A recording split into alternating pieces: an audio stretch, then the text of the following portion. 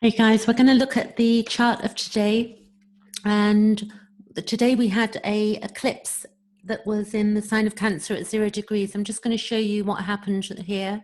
So if you can see my pointer here, we've got this 22nd of June, and on this chart, because we just tipped into 22nd of June in the United Kingdom, but for many of you, if you listen to this today, it's going to be the 21st because you're 5 to or 8 hours behind wherever you are in the world. What we have currently is the ascendant at the moment is in Taurus here, and we've got the AC. What I'm going to show you is the sun is at 0 degrees Cancer this morning, and also the moon was also at 0 degrees Cancer this morning, which gave us a solar eclipse today. And we also have the North Node at 29 degrees. So it didn't give us a solar eclipse today. It would have been a new moon, but we had a solar eclipse and a new moon, which is quite defining depending on what house it fell in for us. For me, this solar eclipse happened tipping into my 8th house, but in my 7th house, which, literally on the edge of going into my 8th house. So I can look at both the 7th and 8th meaning for me of that solar eclipse, and then whatever else it was pointing to. And for each of us, it's going to be different because the natal planets, will affect the transit planets, and the transit planets are affecting our natal planets. So what I can tell you is that the sun was conjunct the moon, and then the sun currently is also squaring Mars. So if you can see Mars up here, which is our direction, it's the warrior in us, the war fighter, it's our desire, it's what we want for ourselves. And we've got Mars up here, and that is squaring the sun currently. We've also got the sun squaring or quincunx Saturn. So if you look at the sun here and you see Saturn up here, it's basically where there's an angle where we can't see something. So something is unseen that we're trying to figure out between our restriction and our, growth and maturing. And the sun, the light's being shone on something, but we can't quite figure out what it is right yet within us and in humanity. Then we've got the moon conjunct Mercury. So if you look at the moon, 10 degrees, and Mercury is currently retrograde. Can you see the little R here where I'm pointing my marker? So that's retrograde, and it's in the sign of Cancer. It's going to go back to 5 degrees. Mercury is to do with our communication and to do with local travels and to do with siblings. So siblings are not just, our blood siblings. We can look at each other as siblings. And for me, this is going on. We want to look at our own chart because for me, this is taking place in my 8th house. So what I'm looking at, because it's happening in my 8th house, that retrograde, I'm looking at my financial resources, joint resources, and I'm also looking at intimacy, and I'm digging deep on that. And with the retrograde, I've got something to work on. And then when it goes forward again, then I begin to resolve it, and I know where I'm at and I know what I'm doing. Mercury retrograde is going on until July 12th, and then that will be about 5 degrees, and then it will go forward. And the sun is literally just tipped into the sign of Cancer, so it's going to be there for another 30 days because we're at 1 degree, and it's going to go another 29 degrees. Then we have the North Node is in the sign of Gemini, and the North Node travels around the chart this way, but all of the other planets go around that way.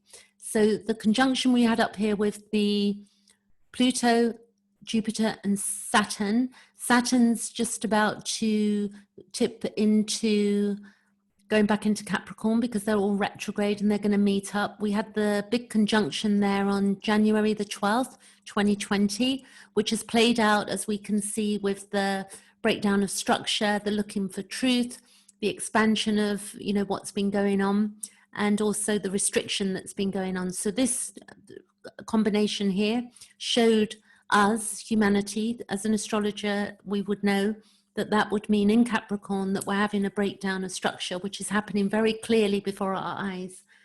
What we have also is Neptune, which is in a weak conjunction now with Mars, and Mars will be moving off in a couple of days into the sign of Aries. We're at 20 degrees Pisces, it's going to move into Aries. And we've got Chiron in Aries at the moment, and that's happening for quite a few more years. We're all trying to figure out healing our inner wounds and ourself. We've got also Uranus is in Taurus, so this is where we're sorting out our values and needs and breaking free of limitations, and this is to do with our values, needs, and financial resources. All resources that are, that we need in order to live our needs, our inner needs and our outer needs as well to some degree. And then we have Venus, which is retrograde currently in the sign of Gemini, and that's going to go forward in a couple of days. I think it might be tomorrow, actually. I think it stations. We'll have a look there. So let's go forward with this chart by one day. That's the 23rd of June. You can see I've changed up here.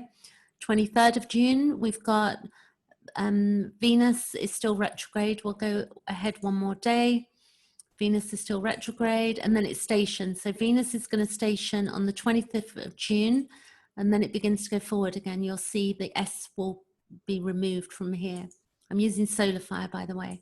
That's it. So on the 27th of June, we've got, Venus is back to normal. And during this time of retrograde, what we've been doing is we've been looking at our values and what's been going on in our inner world and within our relationships and our needs. So a lot of people might have dropped out of our lives during this time. It's happened for a lot of people, or we've been resolving stuff around that. Going forward, I'm going to take it 28, 29, 30th, the 30th of June. We can see that Mars is going to head into, let's go back. Mars will be 29th of June, probably the 28th maybe as well. 29th, 28th of June, it's 29 degrees Mars. And then it goes into Aries at 0 degrees on the 29th of June.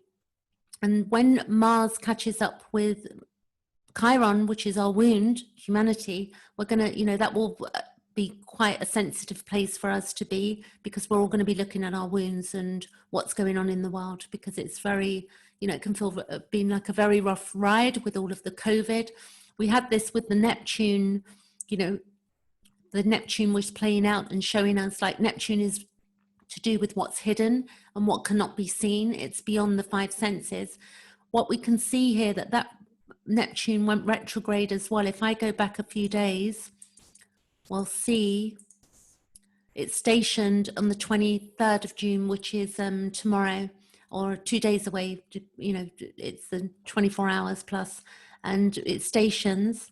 And then it's going to station on the 24th, and then it's going into retrograde for, I think it's about 5 months. So it's going to lift the lid off a lot of our illusions and delusions, and it removes our rose-colored glasses. So for some of us, we've got retrograde planets in our chart, and we can feel more at home in the world with a retrograde planet. So you can be aware of that. You can dig deeper into that and Google the meaning of that. There's a lovely article on retrograde planets on the Evolutionary Astrology website for reading.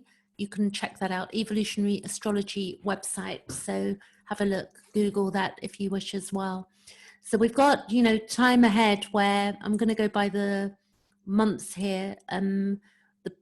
What we've got is the squares we can see are in the red, and the long red line there, that's an opposition where a planet's opposing another planet. Then we've got tension in, like going to the gym, we pick up a weight, we work out, there's going to be tension. So tension can, make us feel sort of worn out and a bit sore if we're lifting, we're in the gym. But at the same time, tension is going to give us results. So the squares are not things to be feared. They're things that will give us growth that we're working through. The trines are easy energy. The inconjuncts are something that's unseen that we're trying to figure out. And that is something, you look at the planet, you look at the house it's in, you look at what else it's doing. So I do look at astrology charts with people. And if you currently want a reading with me, I'm doing $20 until the end of June. So feel free to book. You can find my link below the video. what I've got now is I'm going to go by months. So we're the 25th of June. And let's just look at what's going on here within the center of this chart. So you can see that the way the planets are speaking to each other changes, you know, daily, but also we can look at, you know, different aspects. We can look at Neptune would be squaring Venus, for instance, on July 25th, maybe before, but it gives you an idea because we've got 20 degrees and 18. So that square lasts for a little while. Venus moves 224 days around the chart, so it moves quite quickly. And the squares like Chiron here, if we look at this square to Mercury, again, Mercury moves quite quickly as well. So we can understand that, you know, that moves off and then something, you know, changes for, you know, it's sort of a quicker thing that's going on.